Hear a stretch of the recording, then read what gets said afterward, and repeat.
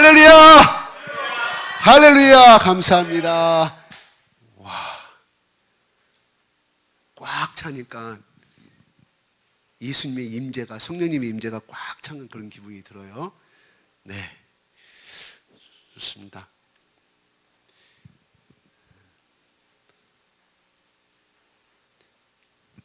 바울이 예수님의 복음을 증거하다가 커다란 공경에 처졌고,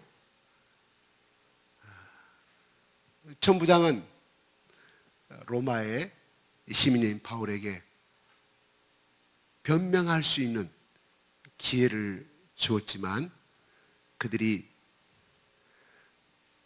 바울을 죽이려고 하자 다시금 천부장은 자기의 영내, 자기의 군사기지로, 군사부대로 로마의 부대에 가까운 곳으로 이동하여서 바울을 가두게 됩니다. 그렇지만 천부장은 유대인들이 구체적으로 바울을 왜 저렇게 핍박하고 죽이려고 하는지, 그는 히브리어를 몰랐기 때문에 그 진실을 알고 싶어서 결국은 어디에 대해 이야기하냐면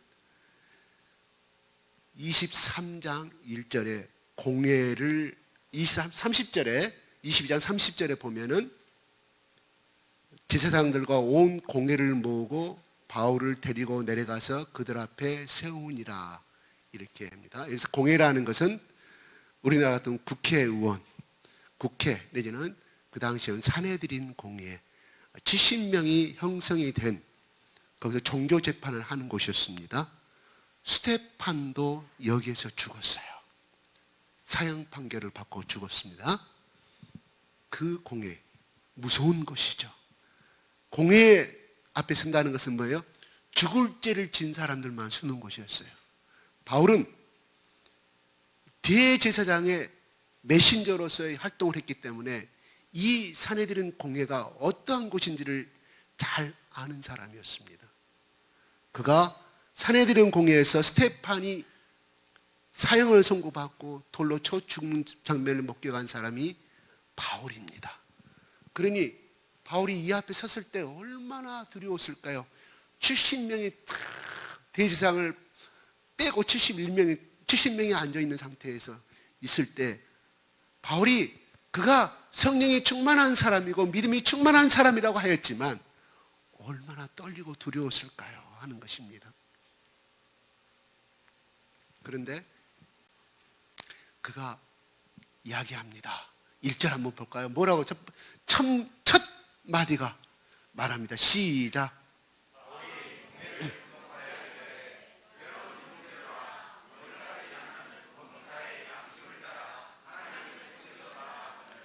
그의 첫 마디가 그것이었습니다. 나는 오늘까지, 지금까지 범사의 양심을 따라 모든 일에, 이 말은 무슨 말이에요? 학대에서 해석하면 아침에 일어나서 밥 먹고 세수하고 저녁에 잠잘 때까지 24시간 그런 양심을 따라 하나님을 섬겼다, 믿어왔다, 하나님을 따라왔다고 말씀합니다. 우리 흔히들 양심이란 말을 많이 쓰죠. 여기서 양심이라는 것은 하나님이 우리 인간에게 주신 옳고 그름을 판단할 수 있는 그 선한 양심을 말하는 것입니다. 그러니까 뭐예요? 우리 흔히들 어떤 사건에 휘말리고 어떤 문제에 휘말렸을 때 나는 몰랐다, 나는 그것이 죄인지 몰랐다고 말하지만 사실은 하나님이 우리에게 선과 악을 판단할 수 있는 그 양심을 주셨기 때문에 다 알아요. 그가 비정상인이 아니고서는 정상이라고 하면은 다 하나님이 아담과 이브를 만들 때부터 주셨다는 것이에요. 그렇기 때문에 아담이 하와가 준 열매를 먹고 숨어버리잖아요. 하나님이 두려워서. 하나님의 음성이 들리니까. 왜 숨었을까요? 왜? 그가 하나님 말씀을 아는 사람이었어요. 선악과를 열매를 아는, 선과 악을 열매는 먹지 말라. 그건 뭔 말이에요? 그는 그것을 먹으면 양심에 어긋난 짓이요, 두 번째는 죄를 짓는 것인지 아담은 알았다 이 말이에요. 숨어버리지 않는다면 숙군을 속으로. 그가 정상이지나 그러면 어떤 사람이든 간에 그가 교육을 배웠든 안 배웠든 많이 배웠든 안 배웠든 하나님을 알든 부처를 알든 몰라도 좋아요. 그러나 하나님은 우리에게 그 양심을 주셨다 이 말이에요. 바울은 율법을 도통한 사람이었지만 자기가 율법을 어기고 하는 건 누가 알 수 있어요? 그 속에는 양심이. 바울은 그렇게 말하는 거예요. 나는 지금까지 내 양심을 걸고 말하지만 도둑질을 한 번도 하지도 않았고 거짓말을 한 번도 하지 않았다고 하는 사람 손 한번 들어보세요. 하나님 말씀 떠나서.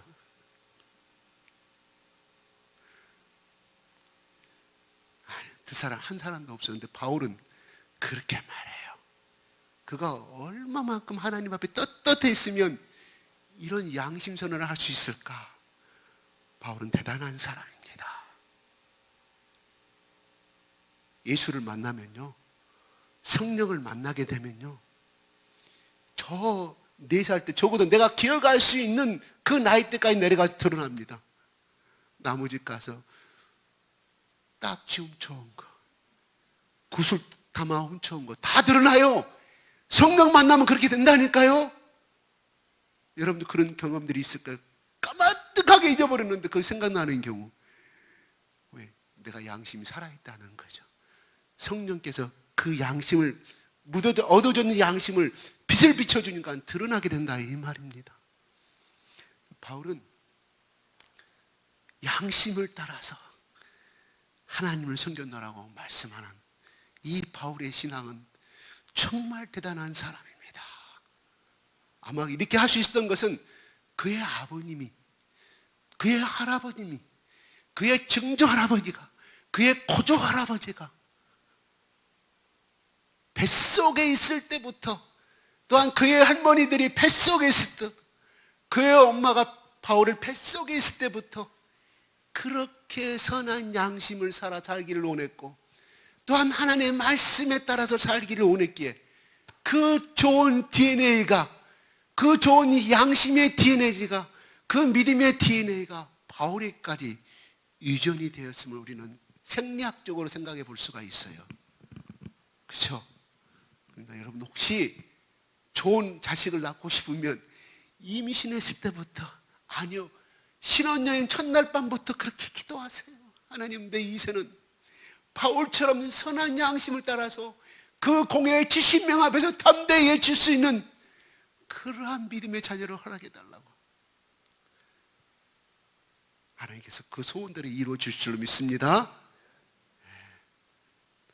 남들 하룻밤에 결혼해가지고 첫날 밤에 잉태돼가지고 그렇게 얘기 낳는 사람도 있지만, 하나님은 절대적으로, 저 뒤에 가서 나오는 말씀이 제가 알지만, 우리의 고난과 우리의 어떤 현재의 문제를 결코 믿는 사람 앞에서는 하나도 남김없이 우리를 향한 선한 고난이요 선한 절망임을 우리는 믿으시기 바랍니다. 그래요. 뒤에서 결론적으로 나오는 말씀이지만 11절에 바울에게 로마도 보아야라고 말합니다. 이렇게 식민지, 이 내일 모레 죽어갈 초라한 노인이 그 세계를 제패하는 그 도시인 로마의 그 나라에 가서 예수 그리스도의 복음을 증거한다는 것이, 여러분 인간적으로 봤을 때, 그냥 인간적으로 봤을 때 그게 이루어질 수 있는 말일까요? 유대인들은, 그들은 로마의 시민들이 알아주지 않은 저 식민지 피지배국가의 사람이었습니다. 초라한 사람인데 그들을 향하여서 복음으로 정복한다는 자체가, 우리가 상식적으로, 우리가 이미 결론을 알고 있기 때문에 그랬다고 생각할 수 있어요. 그럴 수 있다고 생각할 수 있지만, 그게 그 당시의 시대의 상황으로 들어갔을 때 그건 이루어질 수 있다고 생각하실 수 있을까요? 하는 것이 안 되는 것입니다. 하나님 우리에게 비전과 우리에게 소원을 주셨을 때는 인간이 할 수 없는 것을 가지고 말씀하십니다. 인간이 할 수 있는 것은요, 그거는 꿈이요 비전이 아닙니다. 왜? 하나님 없이도 할 수 있기 때문입니다. 기적이라는 것은 뭐를 말할까요? 미라클이라는 것은 무엇을 말할까요? 우리 인간의 상식을 뛰어넘는 것을 말하는 것이에요. 하나님이 모세를 불렀을 때 한이 250만 명을 피땀 흘리 전쟁 없이 출애굽할 수 있었을까요? 세계 최대 강국 애굽의 군사들을 상대해서 출애굽을 시킬 수 있냐는 이거예요. 도저히 이루어질 수가 없습니다. 모세에게 준 것은 뭐예요? 지팡이 하나밖에 없어요. 근데 이뤘다 이 말이에요. 그건 우리는 기적이고 하나님의 능력이라고 말합니다. 바로 그렇습니다. 그것은 모세가 그것을 해결하기 위해서는 하나도 할 수 있는 것은 없었다 이 말이에요. 손끝 하나도 할 수 있는 것, 그냥 따라가는 것이었어요. 따라가는 것. 누가? 하나님 말씀한 대로 가는 것이었다. 하나님 우리에게 어떤 소명을 주시고 어떤 사명을 주시고 어떤 꿈을 주시고 비전을 주시는 것은 내가 할 수 있는 것이 아니에요. 내가 할 수 있는 것, 그래요. 부모로부터 좋은 유전자를 받고 태어난 사람 그냥 읽으면 다 스캔이 된대. 스캔 그냥 다 1페이지부터 100페이지까지 국어고 자연이고 사회 도덕이고 다 스캔이 돼버리는데 100점 만점 받을 거 아니겠습니까? 근데 수학은 문제가 없잖아요. 수학은 문제가 있지만 답은 있어요 없어요? 없지요. 그래서 어떤 사람 여러분 잘 알잖아요. 그 어떤 분, 그 간증하신 분 수학만 점수가 항상 뛰게 나왔다. 다른 것은 다 100점 나오는데 그 사람은 하나님 없이도 되는 사람이었다 이 말이에요. 부모로부터 좋은 유전자를 갖고 태어났기 때문에. 그렇습니다. 하나님은 우리가 할 수 없는 것을 말씀합니다. 우리에게 그걸 요구하신다 이 말이에요. 아이고 나는 못 배웠는데 나는 이 나이가 되었는데 이렇게 말합니다. 아니옵시다. 여러분 기도하다가 말씀 보다가 어떤 소원이 일어나고 기도하게 될 때 하나님 제가 그렇게 하겠습니다 고백했다고 하면 그 소원은 내가 가진 것이 아니라 하나님의 성령께서 내가 기도할 때 말씀 볼 때 성령이 나에게 필히 꽂혀져서 주시는 말씀으로 받아주시기 바랍니다. 왜요?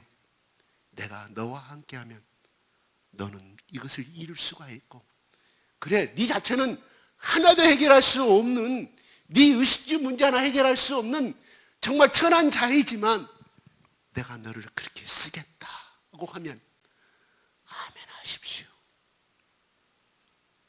아멘 하는 자에게 복이 있는 줄로 믿습니다. 바울은 그렇게 하나님을 믿었다고 말합니다. 그러니까 이것을 듣고 있던 대제사장 아나니아의 반응이 무엇이었습니까? 2절 읽겠습니다. 시작.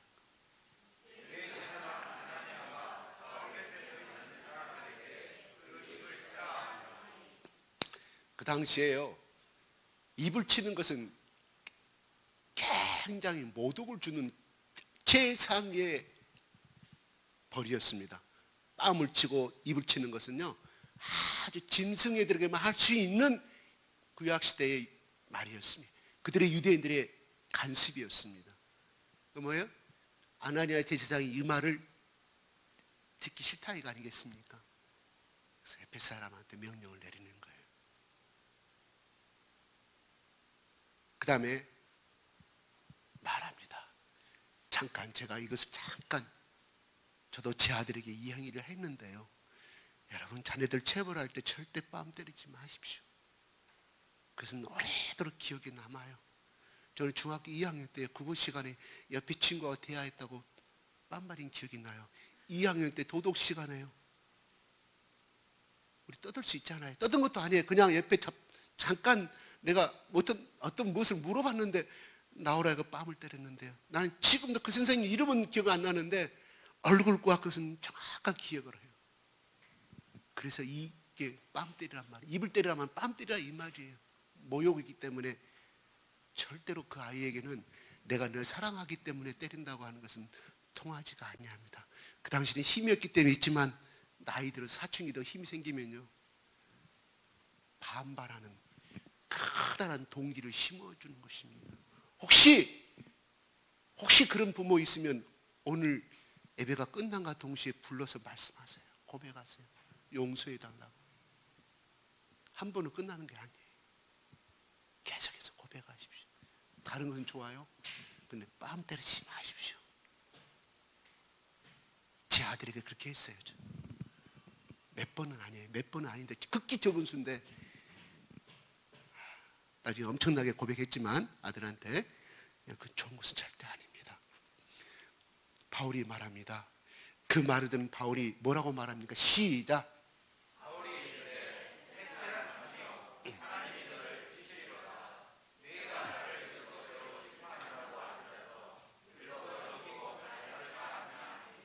네. 해칠한 담이요 이렇게 말하죠. 처음 듣는 단어 아니죠. 예수님이 살아생전에 말씀하셨던 거잖아요. 마태복음 23장 27절에 그 말 나와요.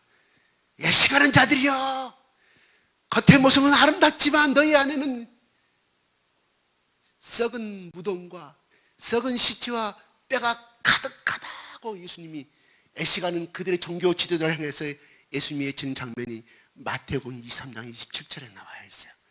거기는 뭐라고 하냐? 해칠한 무덤이요. 해칠한 담이란 말은 해칠한 무덤이다. 이 말은 무슨 뜻이냐면 해칠한 무덤 같으니 없어져 버려요? 해칠한 무덤 같으니 저를 보라고 하는가 봐요. 저를 보십시오. 해칠한 무덤 같으니 이거는 각국에 흩어져 있던 모든 이스라엘 유태인들이 명절이 되면 예루살렘으로 모여들었어요. 그러니까 숙박업소가 만원이 되겠죠. 숙박업소가 만원이니까 어디서 자면 들판에 잠을 자요. 어떤 사람들은 산에 옆에 있는 굴이 있는데 거기 잠을 잔다 이 말이에요. 근데 그때 당시 굴들이 시신이 안치된 무덤들이 참으로 많았어요. 레위기 신명기 뭐예요? 부정한 시신을 만지면 어떻게 돼요? 시신을 만지면 무덤 하나님 앞에 나올 수가 없어요. 그죠? 부정탔다고 그래가지고. 그러니까 사람들이 모르고 저기 태어나서 저 애국에서 태어나가지고 자라온 교포들이 와가지고 잠잘 데가 없으니까 사람들이 굴에 들어가 동굴에 잠을 자네. 잠을 자. 아침에 일어나면 그 썩은 시체가 있는 무덤이었다 이 말이에요. 그럼 그 사람들은 예루살렘 성전에 갈 수 있어요 없어요? 한 달이고 두 달이고 배 타고 와가지고 걸어서 왔는데 갈 수가 없다. 그래서 명절이 다가오면 한 달 전부터 정교회 관리 갖고 있는 그 관리인들이 그거에다가 해벽을 칠했어요. 이 해벽은 바로 이런 거예요. 이거 해벽이 저게요. 그걸 칠해가지고 여기는 무덤이다. 그러면 여기서 자지 마라. 여기서 비껴가서 자라. 그런 당시에 간섭이 있었어요. 그러니까 해칠한 무덤이라는 말은 뭐냐?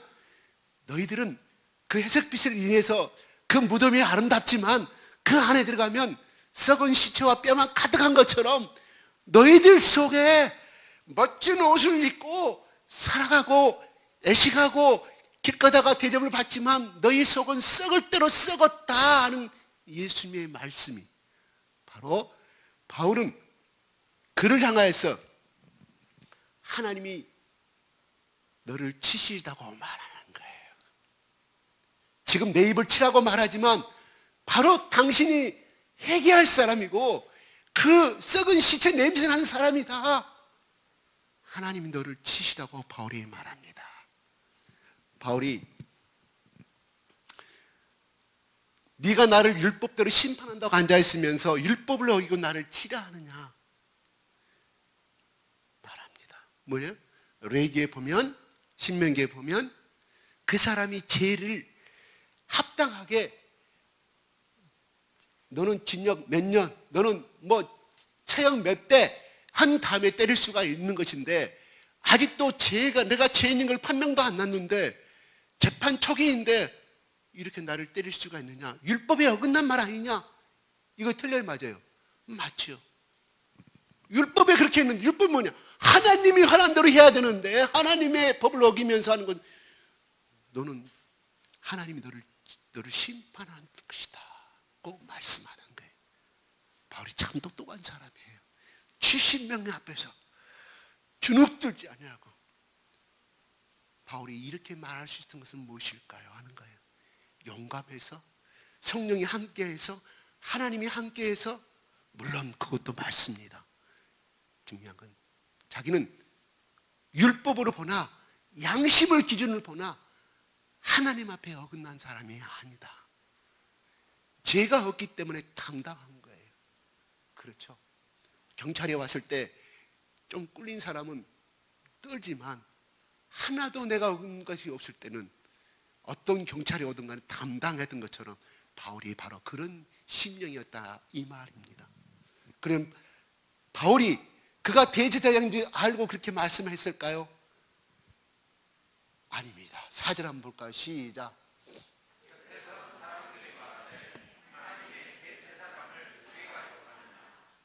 네, 대제사장을. 그러니까 바울이 5절에 내가 대제사장인 줄 몰랐다. 그러므로 너의 백성의 관리를 비방하지 말라 하였느니라 하더라. 출애굽기 22장 28절에 나오는 말이거든요. 너희의 백성의 관리를 비방하지 말라. 바울이 곧바로 말씀에 근거해서 사과를 합니다. 내가 몰랐다. 여기에 대해서는 여러 가지 설이 있어요. 알면서도 일부러 모른 척 하였다. 그래서 일부러 그 다음에 사과했다는 것이 아니라 여기 30절에 본 것처럼 30절에 읽었던 것처럼 급하게 천부장이 요청을 했어요. 그래서 대제사장이 그때 당시에 제대로 옷을 안 입고 와가지고 그 자리에 있었기 때문에 그랬을 가능성이 크다는 것이 학자들의 의견입니다. 그렇다 치고 중요한 거 아니니까요. 근데 6절에 보면은 거기에 사내들인 공의회 국회의원들 중에 심판관들 중에 사두개인파와 바리새인파가 있었음을 바울은 알게 됩니다. 그러면서 애처 이르되 시작. 여러분의 형제들아 시작.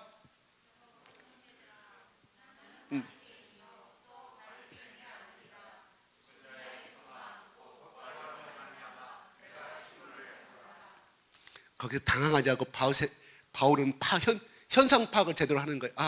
바리새파하고 사두개인파가 있다. 그래서 부활을 꺼냅니다. 나는 부활을 믿는 바리새인파라고 이야기합니다. 나는 이 부활 때문에 여기 앞에서 지금 심판을 받고 있고 재판을 받는 것이다고 말했을 때 7절에 바리새인 반응이 무엇일까요? 시작.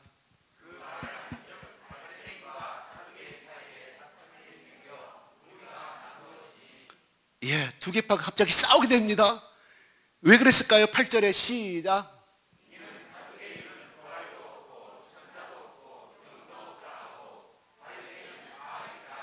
예, 우리가 알다시피 사두개는 현실주의자입니다. 현실주의자파고 죽은 다음에 우리 인간은 끝났다.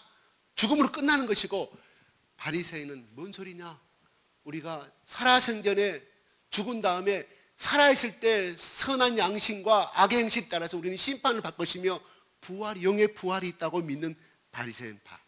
이렇게 두 가지가 교리가 서로 극단적으로 달라지는 것이에요.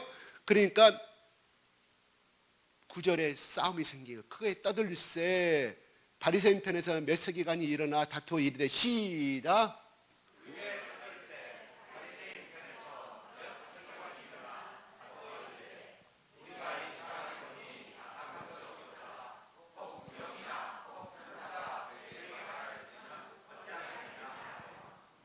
바리새인이 의기장량할까네요. 왜?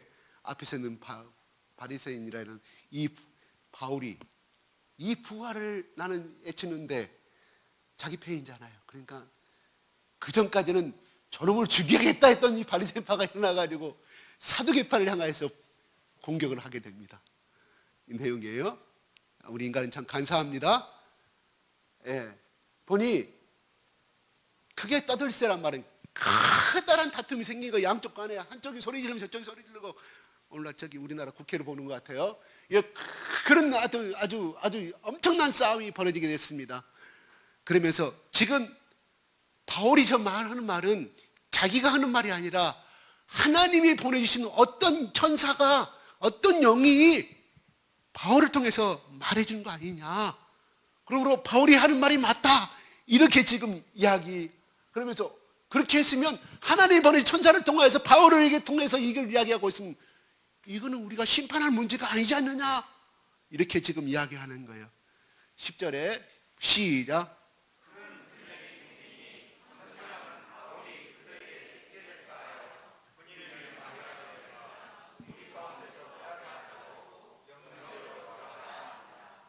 예, 연문으로 태어나요. 찢겨질까? 이 말은요, 곧 저들이 일어나서 바울을 잡아서 죽여버릴까 이 말이에요. 산산이 조각내서 죽여버린다. 찢겨진단 말이에요. 산산이 조각내다. 그만큼 사태가 아주 험악한 상태를 지금 누가? 천부장이 판단하고 자기 부하들을 시켜서 피신을 시키는 장면이 나오게 됩니다. 네. 바울은 여기에서 하나 우리가 배울 수 있는 것은, 바울은 대제사장이 해칠한 무덤이고 그냥 썩을 대로 썩었지만 그 권위를 인정했다는 사실이에요. 잘못했다, 내가 알지 못하고 했다. 그러면서 출애굽기 22장 27절 말씀을 이용하여서 그래, 그 권위를 인정하라고, 비판하지 말라고 했으니 내가 이것을 사과를 한다고, 당신의 권위에 인정한다고 말합니다. 바울도 로마서 말씀에 그 말이 나오잖아요. 세상에 권위에 인정하라는 말이 나오잖아요. 그렇습니다. 우리가 흔히들 남미 쪽의 신학은 예수님의 신앙을 해방신학으로 해석을 해요. 그래서 현실 참여를 하고 총을 들고 현 권력에 맞서서 저들을 죽여야 된다는 것이 남미 신학이에요.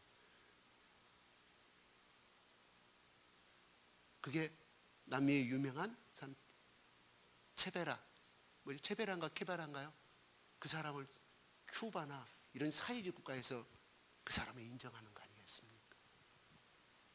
근데 하나님은 우리에게 말합니다.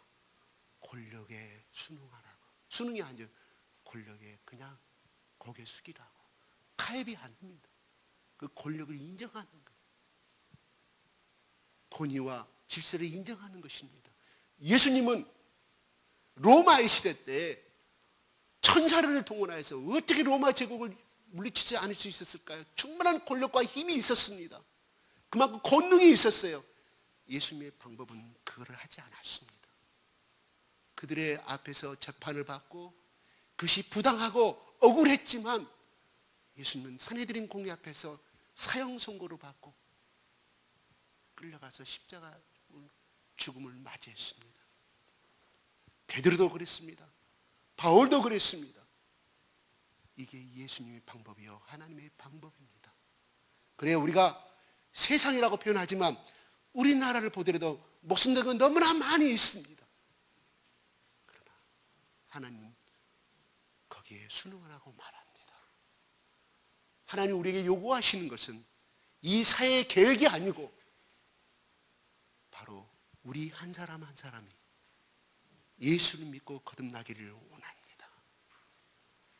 바울도 끝까지 로마에 가서도 네로 황제나 그들의 그 권력에 대항한 것이 아니라 그가 하나님의 성령이 보내주신, 예수님이 보내주신 그 성령의 음성에 따라서 한 사람 한 사람 구원의 복음을 전하는데 죽기까지 최선을 다한 것이 바로 하나님의 방법이요 하나님의 뜻이었다는 사실입니다.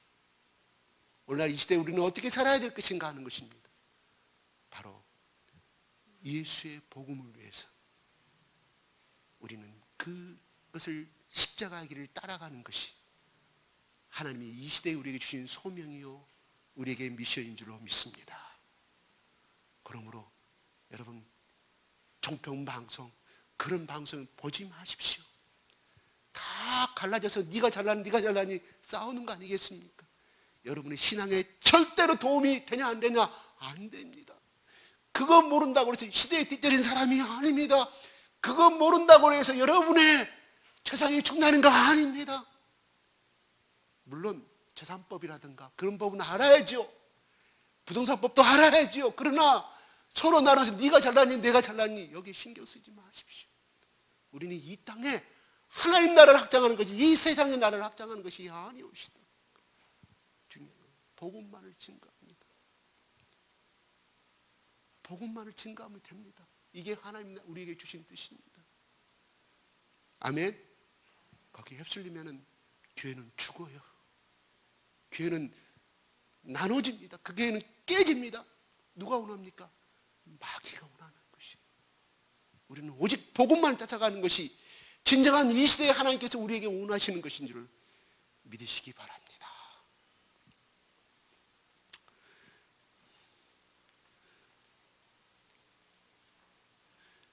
그 다음에 11절 한번 볼까요? 시작.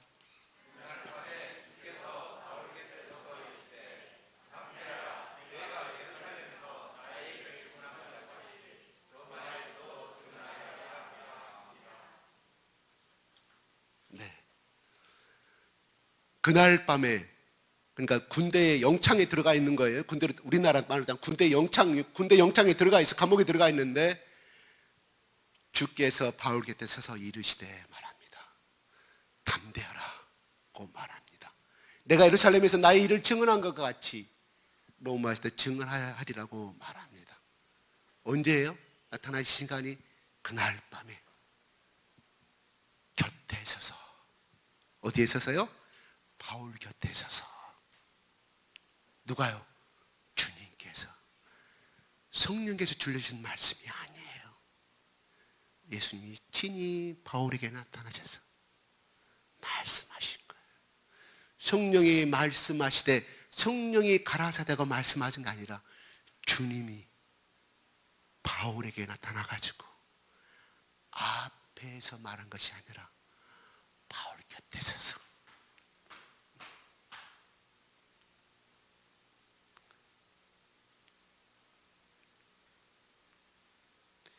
누가는 이거를 기록할 때 자세하게 말합니다. 주님께서 말씀하시되 말씀할 수 있어요. 성령께서 말씀하시되 할 수 있는데 주님 곁에 서서, 바울 곁에 서서 주님이, 주님이 바울 옆에. 바울은, 누가는 어쩜 이렇게 묘사를 잘하고 있는지 몰라요. 그러나 문학적인 묘사가 아니라 사실대로 쓰고 있어요. 사실대로. 여러분, 힘이 빠지고 낭망하고 정말 인생을 포기하고 앞길을 캄캄하고 일어설 수 없는 그런 절망 가운데 있을 때 여러분의 친한 친구라도, 여러분이 아는 지인이 와서 어깨에 두들겨주면서 힘내, 너 지금까지 잘 살아왔잖아. 네가 젊었을 때 너는 어떤 놈인가, 너는 얼마나 똑똑한 놈인지 나 알잖아. 야, 조금만 힘내자. 일어설 수 있어. 펑펑 울고 있고 정말 세상을 아지하고 있을 그런 10년 가운데 있을 때 여러분의 지인이나 아는 사람의 친구가 왔을 때 어깨에 두들겨주면서 감사 안으면서 얼마나 위로가 되고 힘이 되었을까요? 바울은 바로 이제 내일 모레 죽음을 맞이할 초라한 노인 속에서 바울은 바로 그런 심령이었다 이 말이에요. 담대하라. 왜? 용기를 잃어버린 바울을 하나님이 하셨기, 예수님이 하셨기 때문에.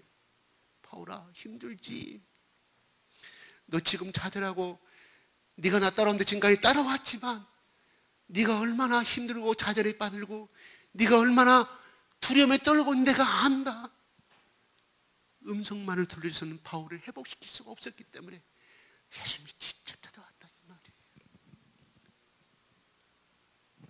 전화로 핸드폰 하다가 안 되니까 어떻게 답답하니까 너무 저희가 잘못될까봐 택시 타고 쫓아가잖아요. 밤중에 2시, 3시에 자식이 곧 죽어 가는데 그냥 전화로만, 그래 너 지금까지 잘 살아, 힘내라, 너 죽으면 안 돼 할 부모가 어디 있어요. 죽는다고 하는데 한강에서 지금 떨어지고 지금 내가 죽으려고 하는 자식이 전화를 받았을 때 어떤 부모가 전화상으로 야 그러지 말고 잘 자라, 힘내라, 앞으로 젊은 날이, 아빠도 엄마 지금까지 잘 살아왔는데 너 비겁하게 인생 너 끝내지 마라, 잘 자라, 끝낼 부모가 어디가 있어요. 총알택시 불러서 119 신고하고 경찰에 신고하고 우리 아들이 죽으려고 하니 한강 다리 아니면 저기 어디 다리라고 말하며 달려갈 거 아니겠습니까? 총알대시가 거기 가려면 10만 원 준다고. 평상시에 10,000원이면 되는데 10만 원 아끼지 않고 달려가는 것이 부모의 마음 아니겠습니까? 바로 이 마음을 누가 알아요? 예수님이 알았다 이 말이에요. 예수님 나타나서 바울아, 곁에 서가지고 명령한 것도 아니고 곁에 서서 친구가 되신 예수님을 볼 수 있어요. 담대하라, 힘내라, 용기 내라 이 말이에요. 예루살렘에서 나의 일을 증언한 것 같이 로마에서도 증언해야 하리라.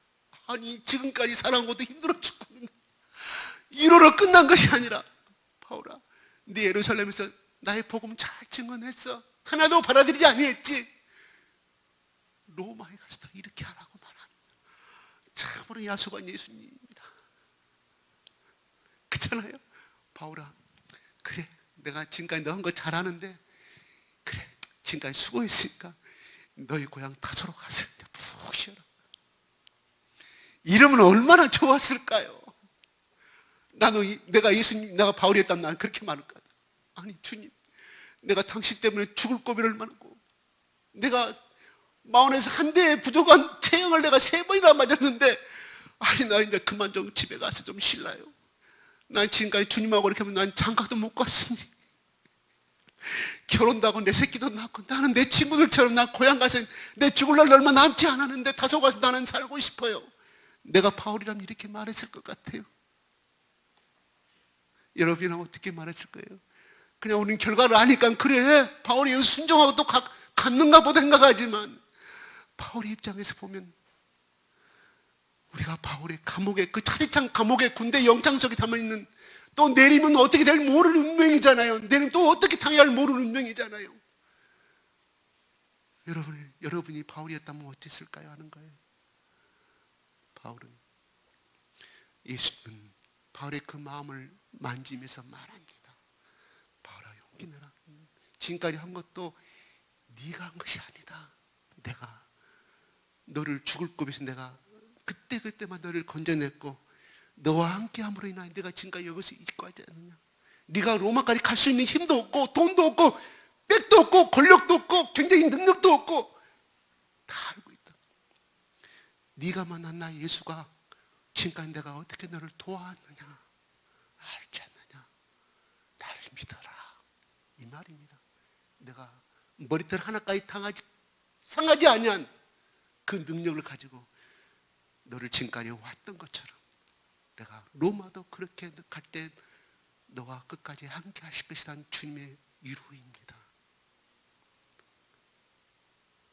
우리가 하나님이 힘이 없으면 그렇게 말씀했을까요? 예수님이 그런 능력도 없는데 그렇게 요구를 했을까요? 아니옵시다. 예수님 그만한 힘이 있었기 때문에 바울에게 그렇게 부탁을 하는 것입니다.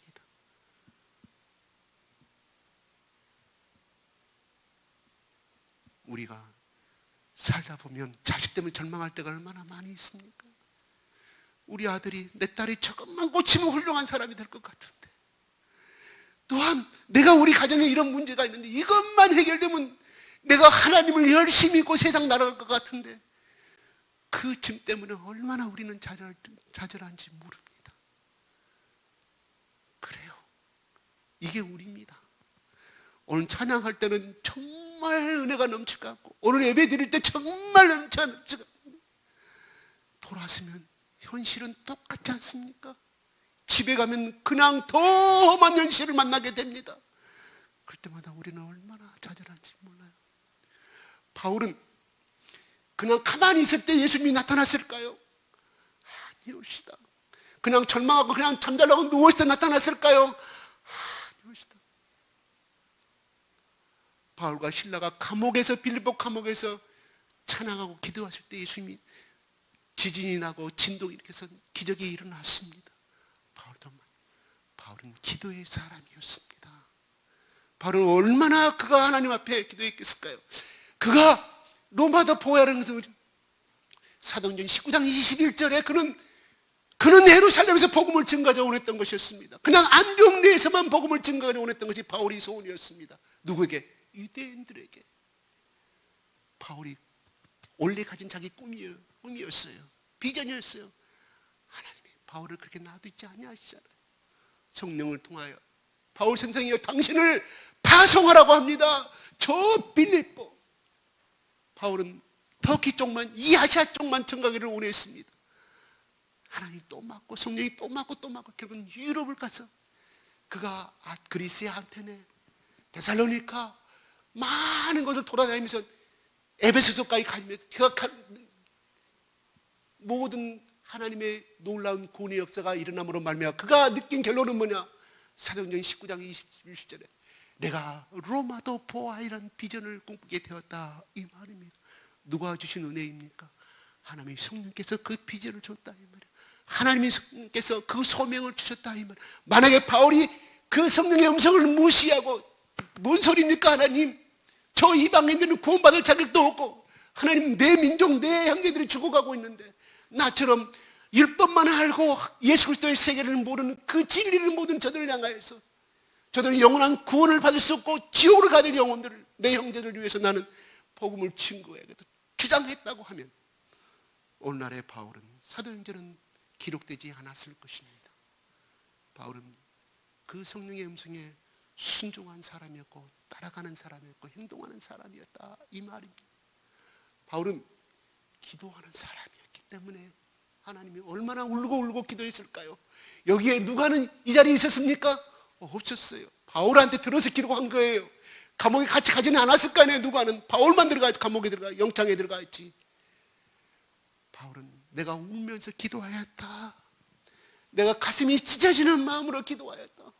로마도 가야 되는데 로마 갈 방법이 없고 내가 여기서 죽는가 보다.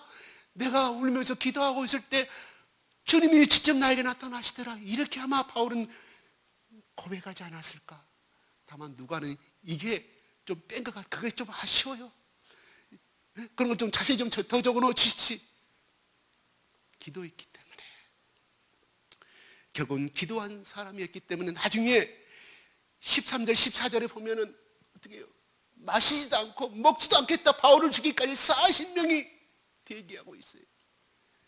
유대인의 그 열렬 사람들이 누구를 죽여? 바울을 죽이려고. 하나님 바울의 조카를 통해서 이 사실을 알게 합니다. 그래서 바울을 통하여서 그 다음에 천부장에게 이 사실을 이야기하게 되었을 때 바울은 하나님이 보병, 기마병, 창을 든 450명을 로마의 그 강한 군대를 동원하여서 가이사라까지 보호하게 만들어요. 또 그는 결국은 죄인의 몸으로 로마까지 몇 달간의 항해를 통해서 결국은 도달하게 되는 장면을 우리는 알고 있습니다. 만약에 바울이 로마까지 교통편을 이용해서 가고자 했다면 얼마나 많은 돈이 들어갔을까요? 자기뿐만 아니라 자기 동역자들까지 동을 생각하면 예루살렘 누가 갔다고요? 바울과 6명이 갔어요. 그 배상만 해도 얼마나 많을까요? 로마까지. 하나님이 공짜로. 바울이 만약에 6명 동원하여서요 이 사건이 없었다면 가다가 죽음 당해요. 가이사라까지가 80km, 약 100km거든요. 중간에 죽음 당했을 거예요. 하나님이 이 로마의 군사들을 동원하여서 할렐루야. 돈 한 푼 안 들이고 450명의 경호원을 동원하여서 여러분 사적으로 450명 그 당시에 동원하여서 갔다고 하십시오. 경호비가 얼마나 많을까요? 하나님이 철저하게 죽임을 당하지 않게 모셔갑니다. 이게 하나님의 방법이었어요. 바울은 1%도 생각했을까요? 어찌하든 그 가려면 돈이 얼마 있어야 되는데 내가 천막을 몇 개를 짜야 되는데 뱃삭이 얼마가 다 물어봤을 거 아니에요. 이게 바울의 생각이었습니다. 하나님은 그 고난과 그 고난의 현장이 하나님이 해결하는 현장이었다. 하나님이 개입하는 현장이었다 이 말입니다. 그걸 통해서 바울은 히브리서에 이렇게 말 내가 사방으로 우겨쌈을 당하지 않아 절대로 내 삶에 사람이 내 생명을 빼앗지 못하리라고 히브리서 13장에 말씀하고 있지 않습니까? 이건 바울이 경험한 세계라 이 말이에요. 바울이 경험한 세계. 이 뜻을 우리는 알 수가 없어요. 그냥 10% 정도 그런가 보다 1% 우리는 이 현장에 있지 않았기 때문에 이 죽음을 맛보지 않았기 때문에 바울의 그 말씀 한마디 한 기절 쓴 그 세계를 그 고난의 세계, 하나님과 만나는 사랑의 세계를 그는 우리는 알지 못합니다. 바울은 담대하게 사망은 너의 쏘는 곳이 어디 있느냐? 그렇습니다. 고난과 어려움을 많이 이겨낸 사람일수록 예수를 많이 만난 사람입니다. 바울은 왜 이렇게 죽음 앞에 담대할 수 있었을까요? 그는 예수를 확실히 만난 사람입니다. 한 번만 만난 것이 아니라 빛 대신 예수 그리스도를 처음 만났고 또 말씀으로 만나고 오늘 말씀 안에 또 감옥 속에 차디 찬 그 감옥 안에 애롭게 내를 죽음을 당할 수밖에 없는 이 고독한 노인에게 나타나신 이 예수님을 만났기에 그는 끝까지 로마에까지 갈 수가 있었다 이 말입니다. 경험이 많은 사람은 그 경험 앞에 절대 이길 수가 없습니다. 이론과 지식이 절대 이길 수가 없습니다. 지식은 우리를 머리를 발달하게 만들지만은 경험이 없는 사람은 우리를 교만하게 만듭니다. 왜 우리가 중간에 떨어져 나가고 믿음을 잃어버립니까? 예수님을 확실히 만나지 못했기 때문에 그렇다는 거예요. 누구 예수님? 십자가의 나를 위해서 십자가에 죽으신 그 예수님을 만나지 못했기 때문에 우리는 떠나가 버리고 말아요. 세상 사람들과 똑같이 그냥 믿는지 안 믿는지 모르게 살아간다는 사실이에요. 하나님이 나 같은 죄인을 위해서 나를 살리기 위해서 당신이 사랑하는 예수 그리스도를 이 땅에 보내시고 이 추하고 추한 내가 아무리 양심을 비춰봐도 나는 정말 더러운 사람일 수밖에 없는 구원받을 수밖에 구원받지 못할 수밖에 없는 자격도 없는 사람임을 깨달아 알았을 때 그때 그 예수님을 만났을 때 그분은 죽어라고 해도 젖지 않냐요. 예수님을 배반하게도 배반하지 아니합니다. 바울은 빛으로 되신 예수님을 만났고 기도를 통하여 만났고 그의 사역의 현장에서 예수님을 뜨겁게 만난 사람이 옳시다. 매일매일 예수님 만나기를 원합니다. 바울은 예수님과 동행하는 사람이었다 이 말입니다.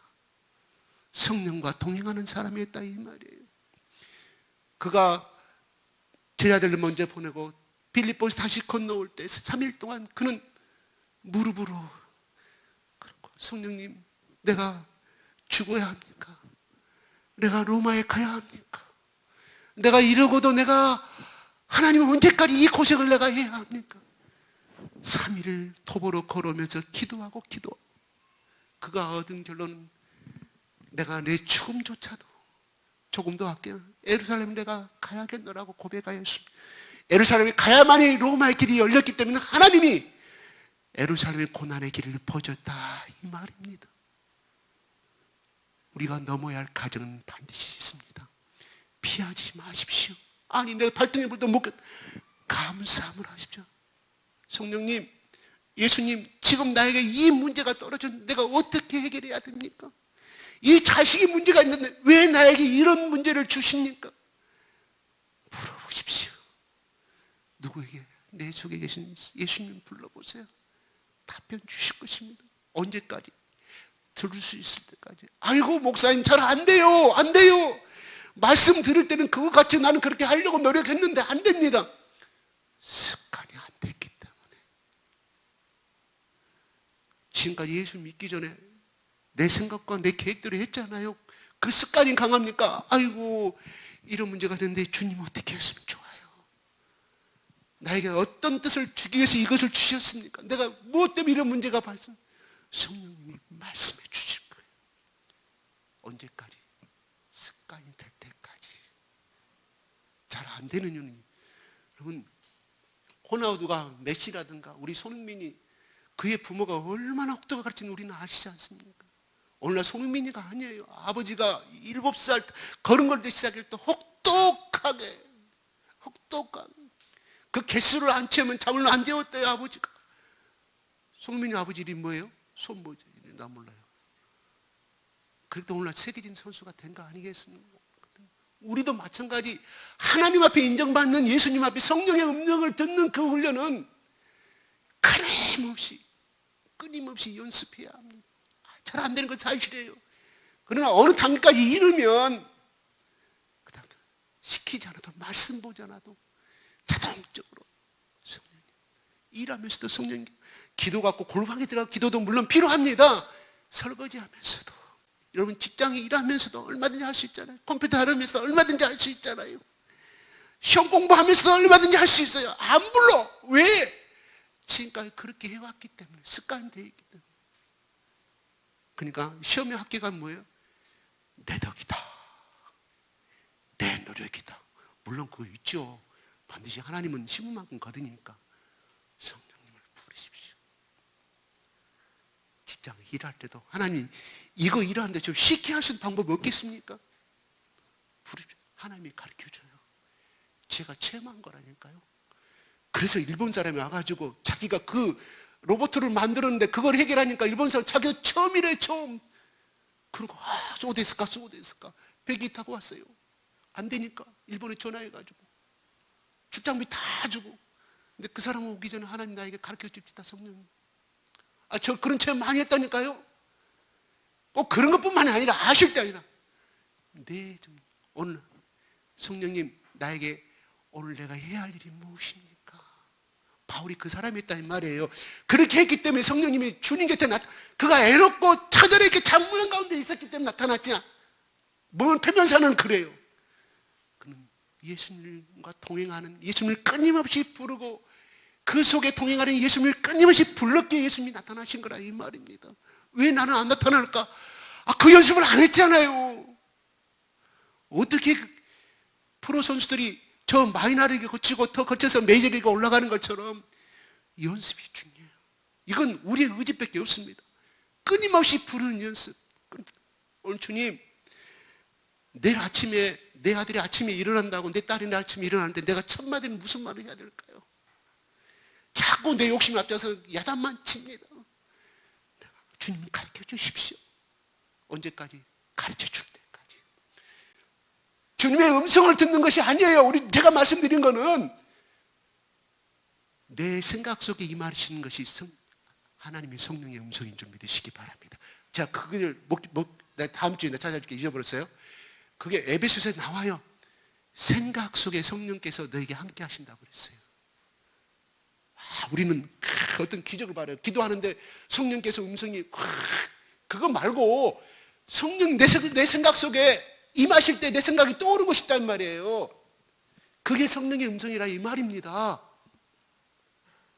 그렇게 하십시오. 그러면 좀 더 내 자식들이 복음적이 되고 좀 더 내 자식들이 그 삶을, 올바른 삶을 걸어갈 거라 이 말이에요. 왜?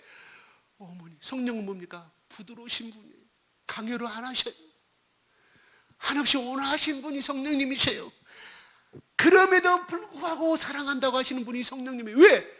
그분이 예수님이기 때문에 그렇다 이 말이에요. 아멘?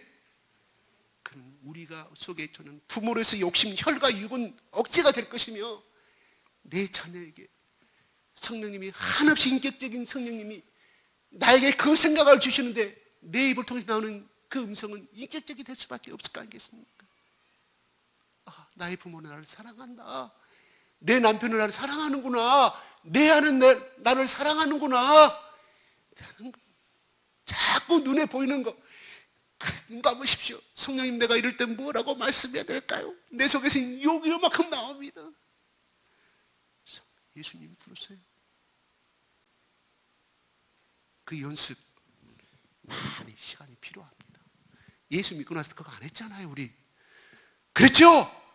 그게 우리들이에요. 왜? 지금까지 살아온 내 능력과 내 힘이 있으니까 80세, 90세, 100세 돼가지고 병석에 누워있을 때는 누구 손을 의지해요? 자식의 손을 의지하게 되는 거예요. 그게 하나님은 우리에게 요구하시는, 네 의지 다 버려라.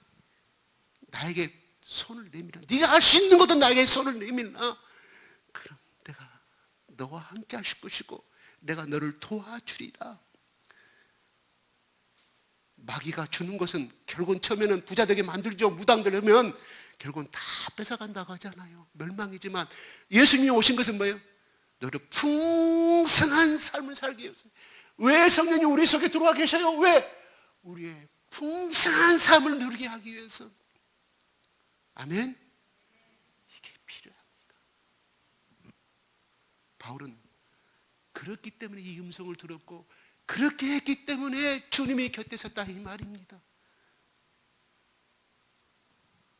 지금까지 안 되어 있지만 또 해보게요. 또 안 되면 오늘 저녁에 집에 가서 가족들하고 손잡고, 오늘 생각난 말씀 있잖아요. 11절에 바울이 그렇게 주님 곁에, 주님이 옆에 와가지고 할 정도로 주님이 얼마나 바빴을까요? 온 세계 민족이 여기저기 도와달라고 하는데 주님이 진짜 나타나셨어. 누구에게? 바울에게. 예수님이 에스오스 그냥 하늘나라 로켓 타고 가셔버렸어요. 그냥 급강속에, 강속의 속보다 더 빠른 속도로. 바울이 저러면 죽을 것 같아. 왜? 바울의 아픔이 곧 예수님의 아픔이기 때문에. 바로 그렇습니다. 현재 우리가 당하는 가정의 문제, 개인적인 모든 문제들을 하나님께 고백하십시오. 누구 찾아다니지 말고요, 하세요. 그래서 하나님은 에레미야에게 잠잠하라. 내가 너를 도와줄 것이다.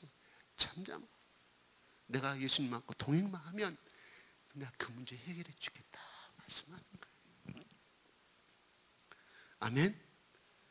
바울처럼 그렇게 주님 곁에 서서 말씀하는 그런 믿음에까지 올라가는 우리 모두가 되었으면 좋겠습니다. 기도하겠습니다.